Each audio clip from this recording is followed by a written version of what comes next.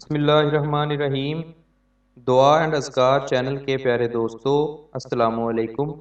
آج کی اس ویڈیو میں جو قرآنی دعا ہم آپ کو بتانے جا رہے ہیں، اس دعا کو پڑھنے والے کو اللہ پاک غیبی رزق عطا فرماتے ہیں، خیر و برکت عطا فرماتے ہیں۔ جہاں سے رزق کا کوئی وسیلہ نظر نہ آ رہا ہو، انسان مایوسی اور نا امیدی کی اتھاہ گہرائی میں گرا ہوا ہو، ایسے شخص پر سے پریشانی دور ہو جاتی ہے۔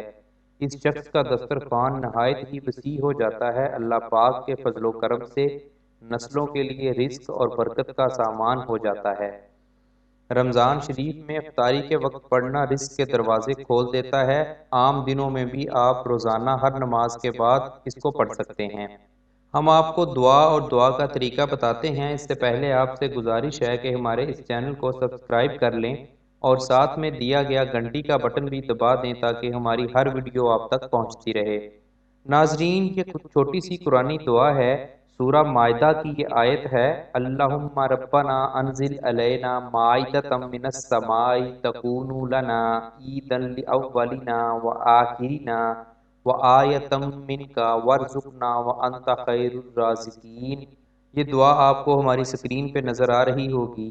اس کو پڑھنے کا طریقہ یہ ہے کہ آپ نے اول و آخر تا عدد درود شریف یعنی 3، 5 یا 7 مرتبہ پڑھ کر 11 مرتبہ یہ قرآنی دعا پڑھنی ہے، اور اس کے بعد آسمان کی طرف منہ کر کے پھونک مارنی ہے اور اللہ پاک سے دل ہی دل میں دعا مانگنی ہے۔ تمام زندگی بھر اس عمل کا معمول رکھیں، دن میں کئی بار بھی اس کو کر سکتے ہیں۔ ناظرین، اس دعا کو پڑھنے سے اگر آپ باقاعدگی سے یہ دعا اپنا معمول بنا لیں گے تو انشاءاللہ اللہ تعالیٰ آپ کا رزق وسیع کر دیں گے، آپ کے مسائل دور ہو جائیں گے۔